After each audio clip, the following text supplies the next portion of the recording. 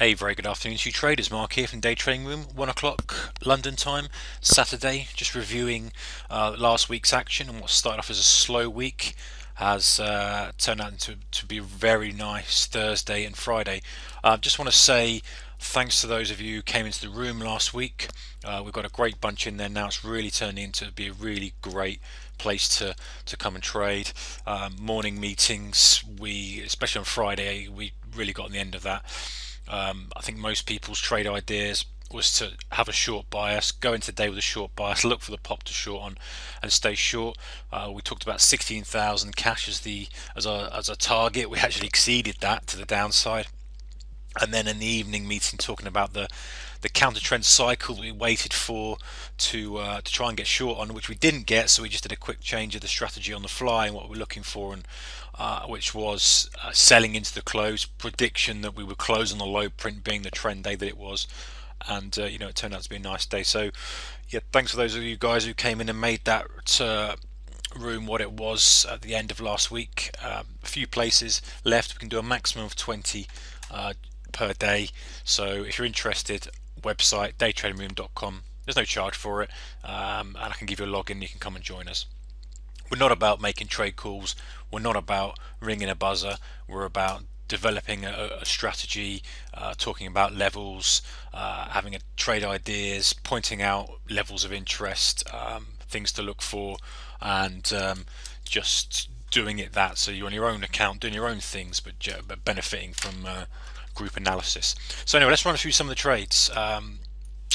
15-minute chart. Let's have a look at this. Now, this is the sort of thing that we pointed out on Friday was, hey, listen, Thursday was textbook stuff in terms of the gap lower, and it got bought somewhere around midday, 1 o'clock, and started to push back up. The NQ was a completely different shape.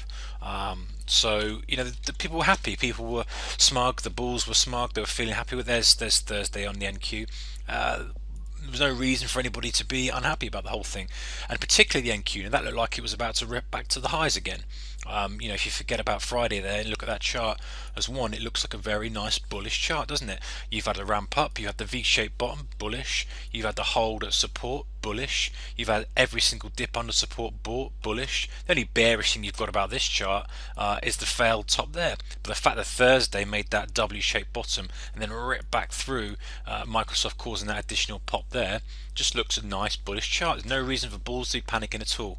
So we completely upset the apple cart on Friday, opening up here, not as weak as the Dow, but then when we started plummeting through the prior day's low and then rolling, I mean, that just set the scene for everything. All these people here, let me just put the drawing, clear the decks with a pen.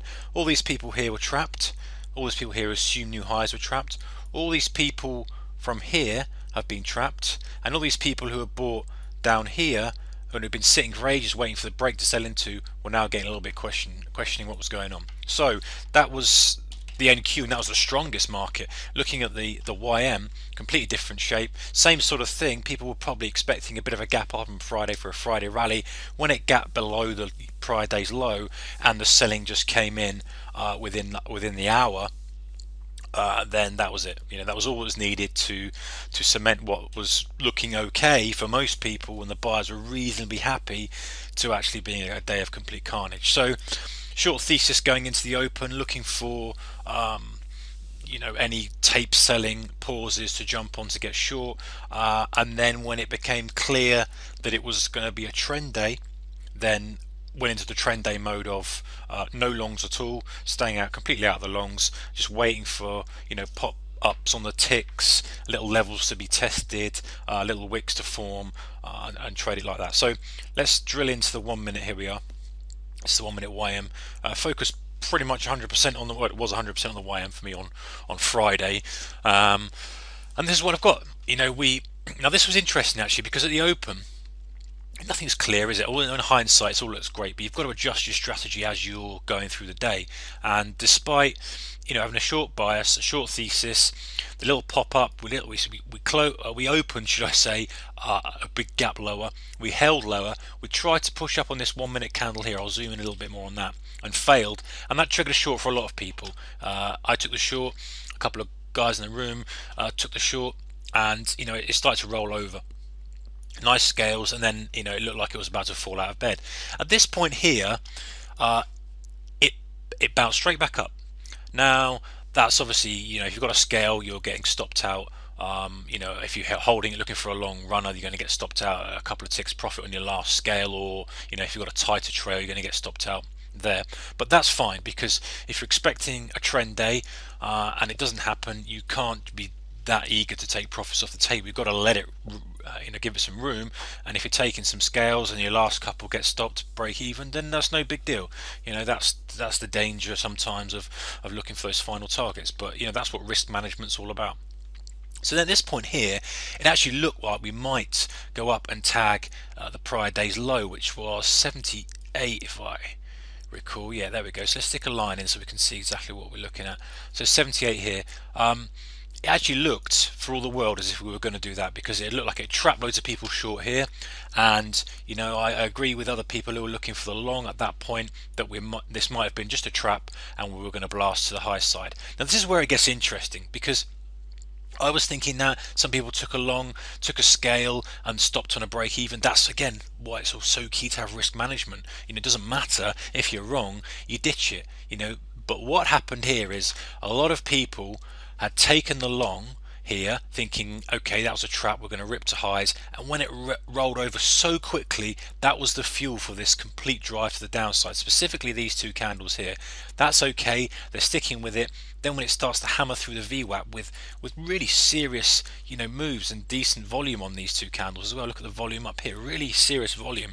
That all those people who bought there are running for the door, all those people who bought there are running for the door, as well as all the initial buyers from several days ago who had been looking, maybe holding on just to think if we start to buy and push up here, they're okay still.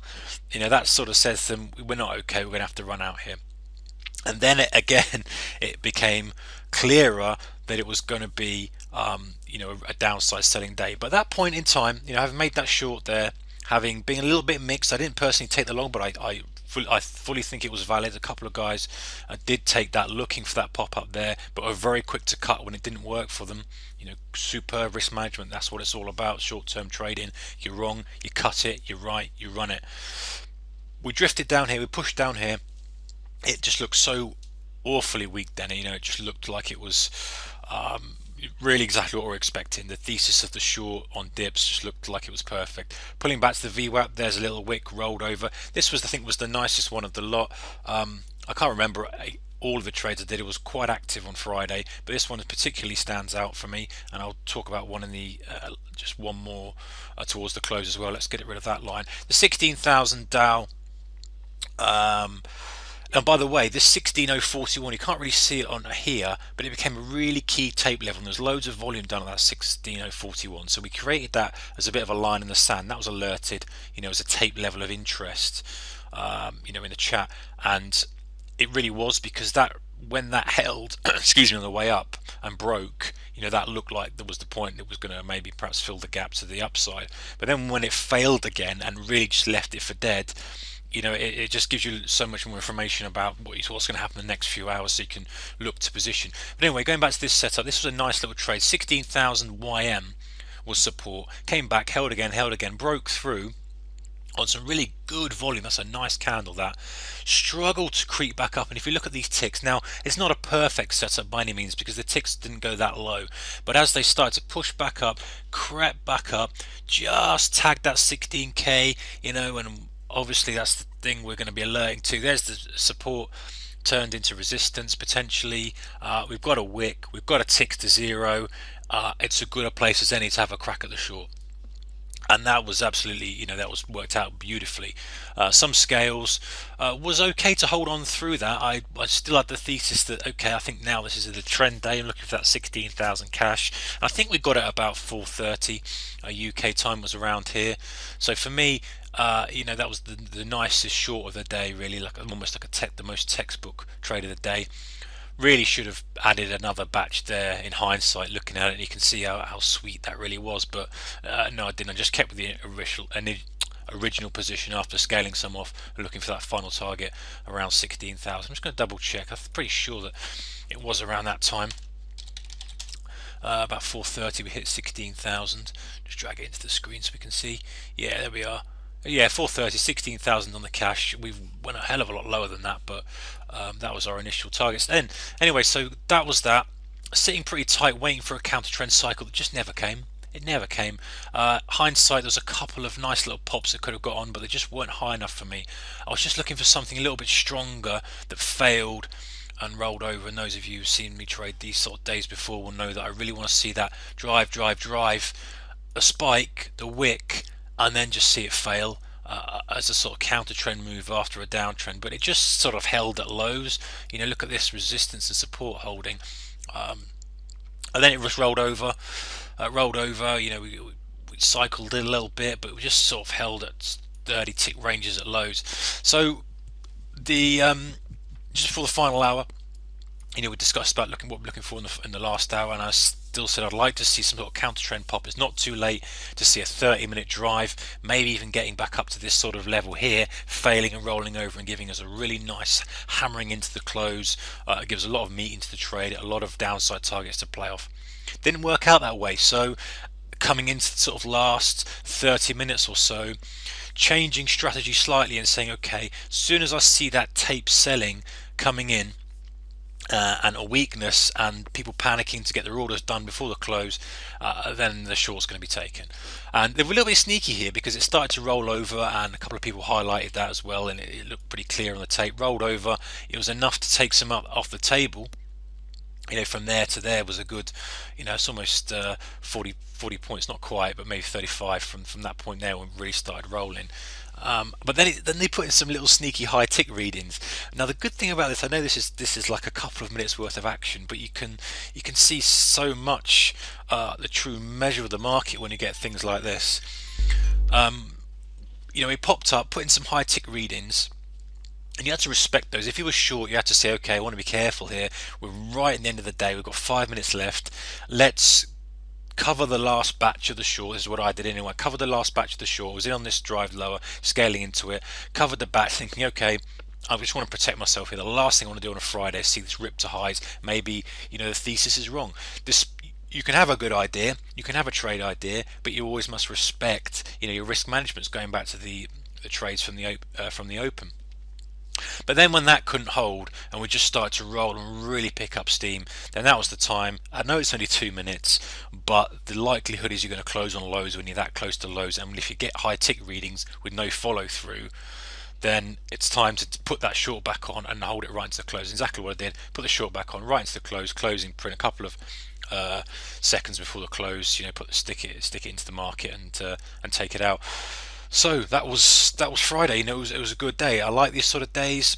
It didn't work out exactly as I liked. I would have preferred a couple more. If I was trying to be really picky, I would have liked that counter trend cycle to be a little bit higher to get on and really get stuck into a real hammering into the close to get one of those sort of 60-70 pointers that you often get on these days. But it wasn't to be. Still a great day. It's going to open up loads of opportunities for Monday.